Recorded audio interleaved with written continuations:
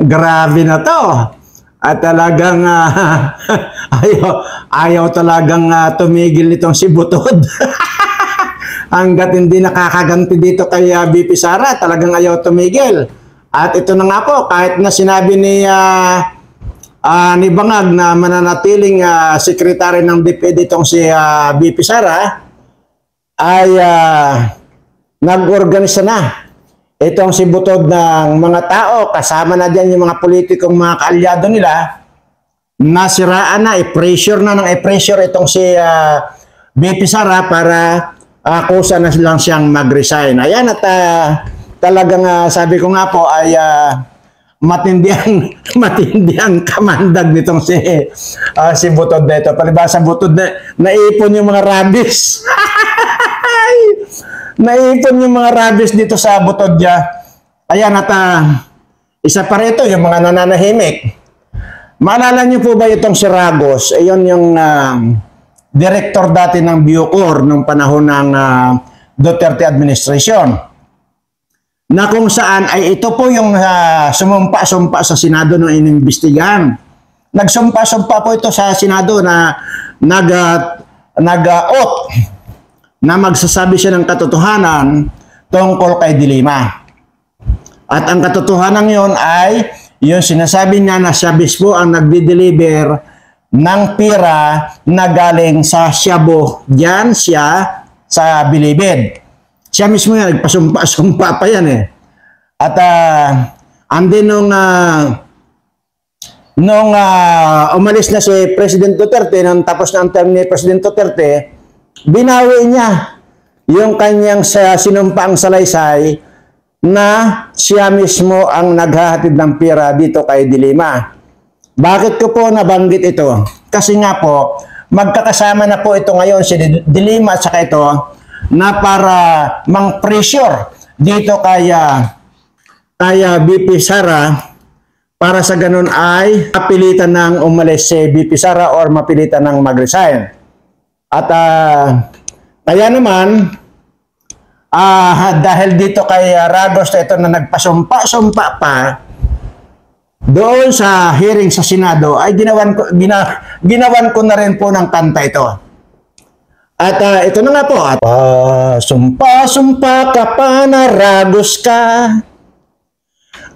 atras-atras ka rin naman pala, kaya naging resulta acquitted si De Lima, kaya si Jonel ay masaya. Meron pang natitirang kaso niya sa iba, baka dito ay matuluyan na siyang masilda. Ang kawawang De Lima, sinalulahat ang karma, sobra kasi ang pabida, noong ito'y senador pa.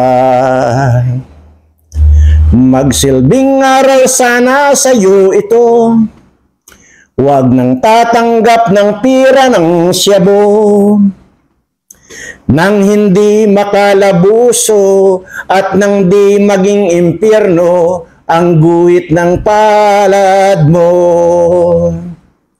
Noong ikaw ay DOJ Secretary De Lima, bodyguard at driver mo'y pinapatos mo pala. Di ka ba na konsensya sa kanilang mga asawa? Di kaya isinumpa ka nila, kaya ikaw ay nakarma. Kay sakit naman ng kapalaran mo, 6 na taon kang nakapriso, kaya naging resulta, ika'y tuyong-tuyo na, kulubot na rin si iba. Yahoo! Pasayaw-sayaw ka pa noong una, De Lima, kasama sa Bilibid si Kirwin Espinosa, at do'y binigyanan ka ng limpak-limpak na pira para may panlalaki ka, kaya ikaw ay nakarma. Di ka ba nahihiya o dilima? Ang kapal ng mukha mong demunyeta, ang gamit mong pira sa iyong kandidatura ay galing sa droga. Animal ka!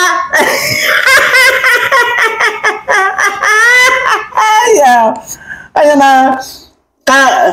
Kadali kasi mag-compose ng kanta pagka alam mo naman na demunyeta, alam mo naman pabida-bida, madali. At actually, malapit ko na matapos yung kanta kong composition dito kay Mike Ilong at maririnig nyo sa balang araw at depende po yan sa mood ko. Sa mood ko. But anyway, mabalik po tayo doon sa ating pinag-uusapan na kung saan po ay itong si Lisa Butod nga po ay talagang pinaandar na niya ang mga kalyado ng mga congressman, mga politiko, kung sino man na para i-pressure si Inday Sara na mapag-resign. Ang masakit nito sa putang ng to, ginagamit niya, kapalit niya na milyon-milyon na naman na ibinibigay niya dito sa mga politikong ito. Dahil lang doon sa project na asarin or bigyan ng pressure itong si Sara Duterte. So ngayon, kung gamit na naman niya itong mga pira ng bayan, sino na naman ang apektado dito sa labanang ito? Walang iba po, kundi ito na namang mahihirap ating kababayan. See? Talagang wala ng katapusan ang pagwawaldas ng pira nitong animal na gobyernong ito. Itong bangag na gobyernong ito. Palibhasa wala na sa matinong kaisipan. Kaya ganito na nangyayari. Hindi ako magsasawa dito. Nauulit-ulitin ko, idudukdok ko sa mga utak niyong mga sunog na napakarami nating mga kababayang walang masain. Yun lang ang gusto kong ulit-ulitin sa inyo. Siya nga po pala, pasensya na po kayo, hindi na po ako naglagay ng necktie kasi parang hindi bagay kung nagmumura ako dito sa mga animal na ito. Kaya hinayaan ko na pong hindi naka-necktie dahil alam ko magmumura na naman ako na magmumura dito. Buisit ang mga animal na ito. Imaginin mo, gamitin mo yung mga congressman lalo na para i-pressure itong si BP Sara na para umalis na sa DepEd. Tapos ngayon babayaran mo ngayon, ilang milyon na naman kaya bawat isa yan. Noong Pasko, may tig to 20 milyon na. Aywan ko kung ano yung bonus pa, mayroon pa silang iba pa yung tig pa 5 milyon. At grabe, hindi na kung ngayon. Hindi na pinag-uusapan dito ang daang libo Milyon-milyon na talaga. So saan pa ngayon pupulutin itong mga kababayan kung may hirap? Grabe ka. Talagang winawaldas ninyo ang pera ng bayan. Alam nyo ka mga kababayan, iisa yung nakikita ko na rito. Ito ay paghihiganti na itong animal na bangag na ito. Kasi nga, di ba, ay pinahirapan daw kuno sila noong pinalayas ito na pinalipad sa Hawaii.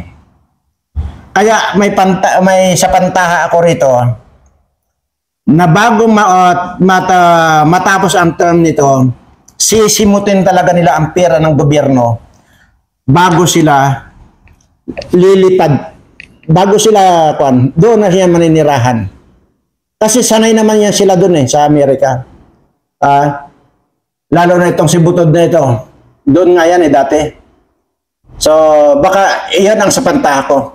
Hindi nila gugustuhin ang tumira dito sa Pilipinas dahil unang-una alam nila kapag natapos ang termino nila, papatayin din sila dito.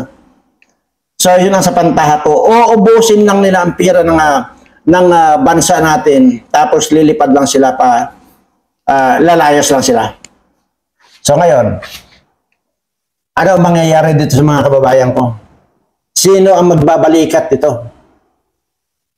Mabuti sana kung ako ay nakakatiis na nakakakita ng mga kababayan natin na kung ano-ano na lang kinakain. Ay hindi ko matiis eh. So kahit na papaano talaga, hindi ko magawang magpikit-pikitan dyan, hindi ko magawang magbulag-bulagan na hindi ko nakikita kunwari yung mga walang masaing nating kababayan. Grabe. Hindi nyo napapansin yan? Hindi pinag-uusapan dito ang milyon. Bilyon na ang pinag-uusapan, lalo na itong si Romualdez ito. Hindi ko maintindihan dito sa ating mga kasundaluhan at kapulisan na kung sino ba talaga ang pinoprotektahan nito mga ito. Kung ang pinoprotektahan ba nila ito ay yung mga kabangagan at mga kanakawan nitong mga pinoprotektahan nila. O doon sa nakasulat sa konstitusyon na dapat ang protektahan nila ay ang mga tao at ang Estado. Hindi sinabi sa batas na ang protektahan nila ay ang presidente lang bangag. At ang first lady lang smuggler at kidnapper pa. At yan po ay yan pong mga kidnapper na salitang kidnapper na yun ay meron po tayong basehan dyan na kung saan po ay paulit-ulit po sinasabi yan ni Maharlika yung tungkol dyan sa Turkey na yan na kinidnap nila yung anak ng kanilang kaibigan na si Chowa na yan. At yan pala ay magkakasabwat sa pagiging lahat na smuggler, kidnapper. Lahat ng kabulastugan.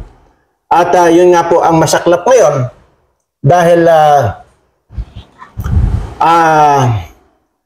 speaker, ang ulo ng Kongreso ay itong si Romualdez na kung saan ay nagwawaldas din po ng bilyon-bilyon yan. Kung inyo pong matatandaan, ay nag-donate po yan ng 2 billion. 2 billion dollar atau 2 billion ba? 2 million. Tama ba ako? 2 million dollars sa yung school dyan sa sa Amerika na sikat, Oxford ba yan o ano? Hindi ko na po matandaan eh. Basta nag-donate po yan dyan sa eskwelahan. Imagine mo, kaya mo mag-donate sa ibang bansa, hindi mo naman kaano-ano yung putang inang yan, nag-donate ka ng 2 million dollars, tapos itong mga kababayan mo, hindi, wag na itong mga kababayan ko rito sa out ng Leyte. Sa kababayan mo lang sa Leyte, ang dami nagbugutungan, putang ina ka. Sinabi ko na rin minsan na yung buong team ko, lahat yan na imbestigahan ko yung mga barangay dyan, magmula yan dyan sa Tacloban Leyte na yan, hanggang doon sa Baybay Leyte na yan. Hanggang dulo, Baybay Leyte, Ormoc na yan. Namigay po tayo dyan ng mga bigas mismo. Lahat ng mga nakakausap ko na mga nabigyan ko dyan, nabigyan ng team ko. Ni centavos daw, ni isang gatang o kalahating gatang na bigas, wala ka man lang daw na ibibigay dyan sa mga kababayan mo mismo. Tarantado ka. Tapos ngayon mag-iipal-ipal ka. Ano yung pupunta ka doon sa mga mamimigay kayo? Ano ang nakalagay doon? Mukha mo. Okay lang sana kung yung mukha mo magwapo-gwapo. Hindi rin maintindihan yan kung anong mukha mo, kung mukhang tao ba yan o mukhang hayop yung mukha mo. Kasama yung asawa mo. Tingnan mo. Pero mismong kababayan mo sa Leyte, wala kang nabibigyan. Napaka-plastic nitong mga animal na ito. Ito yung mga dapat kapon eh. Ito yung mga dapat kinakapon eh. Maniwala ka sa akin. See? May record po ako dyan na namigay po ang team ko, namigay po kami dyan. Magmula po dyan sa Tacloban, Leyte, lahat po halos mga barangay dyan hanggang sa Baybay, Leyte yan. Namigay po kayo. Kung ilang daan ka ba ng bigas ang pinamigay namin dyan? Saan galing ang pera? Sigurado ako, hindi ko ninakaw ang pera na yan. Pinambili ko ng bigas para pamigay yan. Sigurado ako. Pero yung pinamimigay mo, sigurado rin ako na dinikwat mo yan. Tang-ina kayo. Wala na kayong kahihiyan ng mga buwakan ng ina nyo. Tapos ngayon, itong butod na ito mag-hire na magkukan, babayad ng mga politiko, mga congressman na yan, at para lang i-pressure o siraan to si BP Sara para mapilitang mag-resign. Pero ang meron tayong nakuhang impormasyon na kunwari lang daw yung sinasabi ni Bangag na mananatili daw sa DepEd itong si Sara Duterte. Pero yung nakuha nating impormasyon na magkukunwari lang yun. Pero paandarin niya ngayon si Butod at itong mga congressman na ito. Kaya marami na eh. Kaya ultimo nga, di ba, yung Ragos na yung sinasabi ko, at saka yung si Dilima na yan, kaya ginawan ko na ng kanta yan.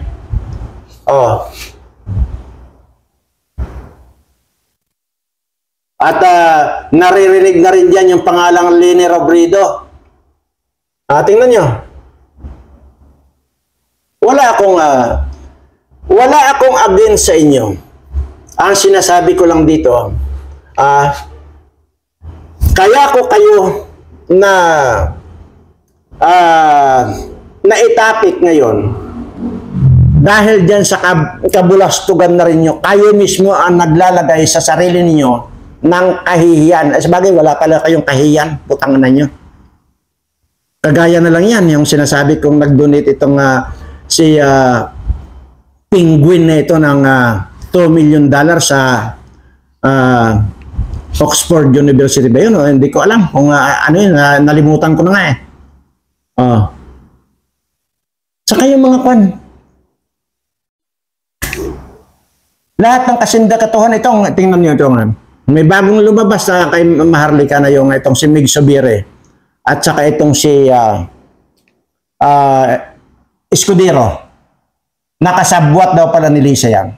Tingnan nyo. Saan pupulutin itong mga kababayan kung mahihirap? Saan makakarating? O anong magiging kapalaran itong aking mga kababayang mahirap? Ano bang kasalanan nila sa inyo? Bakit patuloy niyong pinapahirapan itong mga kababayan ko? Ang pagkakaalam ko lang, ang naging kasalanan lang nitong mga mahihirap kong kababayan ay yung pagiging mahirap nila. Yun lang ang pagkakaalam kong kasalanan nila. So kasalanan na pala ngayon ang maging mahirap. Buwak ka ng ina nyo. Alam nyo na mahihirap itong mga taong ito. Sasabihin na naman ng iba dyan, napakabobo mo naman, Birana. At mayroon ng batas dyan na nag-handle dito sa mga mahihirap nating kababayan. Tama, alam ko yun. Mayroong DSWD. May mga kung ano-ano pa, may mga AX pa nga yan eh. Alam ko yan. Pero nakakarating ba? Yung tulong ng DSWD, hindi ba't pati yung kayo mismo na mga animal kayo, mga politiko kayo, mismong DSWD pinagnanakawan ninyo, mismong DSWD kinukupitan yung mga animal kayo, na dapat sana yan, yung mga para dyan sa mga mahihirap yan. Pero kayo mismo, kinakawat nyo ang pundo ng DSWD, mga animal kayo. Yun ang sinasabi ko. Yung nagsabi sa akin na mayroon ng programa ang gobyerno dyan para sa mga mahihirap, hindi ako tanga na hindi ko malaman yan. Tama, programa lang yan. Pero ang totoo niyan, wala nakakarating. Sige nga. Ilang beses na ako naghamon dito sa inyo. Samahan ko kayo dito sa mga tinutulungan ko. Kung mayroong nagsabi, isa lang sa kanila, dito sa napakarami kong tinutulungan dito, pag may nagsabi sa inyo na, yes, nakatanggap sila ng tulong galing DSWD. Pagka may nagsabi sa kanila yan, pupurihin ko kayo. Pero wala nga eh. Kaya talagang deserve ninyo ang murahin na lang ng murahin ng mga putang na nyo. Ayop kayo. Grabe. Tapos ang pinag-aaksayahin nyo ngayon ng pira na naman ay para lang i-pressure itong si BP Sara na para umalis. Ay pwede nyo namang paalisin na lang eh. Diba? Bakit kailangan nyo pang magbayad ng milyon-milyon na naman dito sa mga kongresista na para i-pressure lang si BP Sara? Ba't ninyo lang natanggalin? O, di ba? Napakasimple. Ba't uubusin nyo ang pondo ng mga bayan para lang dyan? Grabe. Bagay, wala na talaga tayong maasahan pa rito. Bagay, may katinuan pa ba ang taong bangag? Eh kahit naman sino. Mabuti nga, hindi nang re-rape yan. O, tingnan nyo nga yung dating dyan sa San Jose del Monte, Bulacan. Di ba?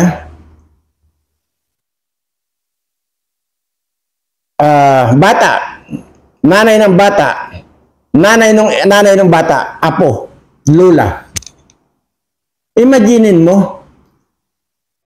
lola, nanay, bata. Nirape na itong bangag na yon, nirape na lahat yon, pati yung lola nirape, pinatay pa. So, ibig sabihin, wala sa katinuan pag ang taong bangag. O, di ba? Tapos pagka nahuli na, ang sasabihin ngayon, may bumubulong kasi sa akin sa tainga ko. Napatayin ko yun, iripin ko. Eh, hindi, wala akong alam doon. Ganun eh. Ay, paano may alam? Ay, bangag nga. Oh. Kagaya nito, tama pa ba yung mga pinaggagawa nitong si Butod na ito? Ito namang mga putang ng mga congressman nito, kung dito, marami talaga mga kawatan dyan. Kung mayroon mang hindi kawatan dyan, iilan lang. Halos lahat na yan, mga kawatan na.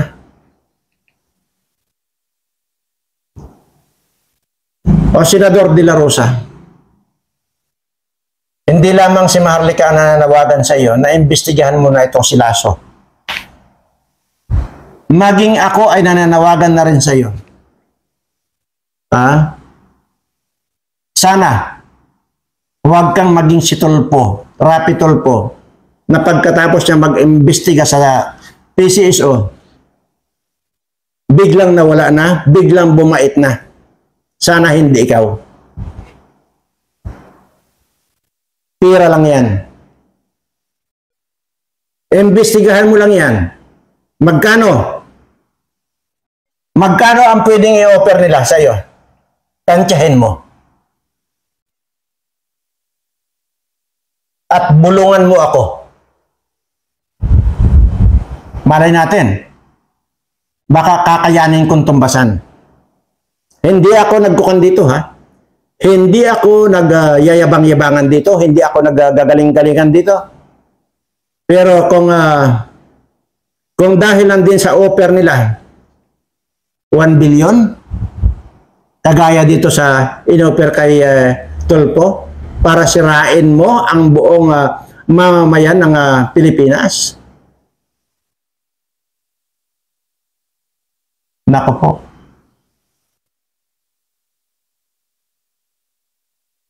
Baka naman pwede, na kung may nag-iisip kayo, kung sino man sa inyo dyan nag-iisip kayo na magpapabayad na lang kayo, kung iniisip lang ninyo halimbawa na magpapabayad kayo, pwede ba? Bulungan nyo muna ako, malay natin, kaya kong ibigay sa inyo. Di at least, hindi nagsaper itong mga kababayan kong mga mahihirap. Hindi nadamay. Di ba? Tayo na lang ang nag-uusap. Yun lang masasabi ko. Baka naman pwede nyo akong bulungan ka. Halimbawa, iniisip mo, ay, kasi ganito, matanda na ako, baka hindi na ako manalo sa susunod. Ano kaya kung magbabayad na lang ako rito kay Butod? Huwag sana. Huwag naman. Sabi ko nga, tansyahin mo.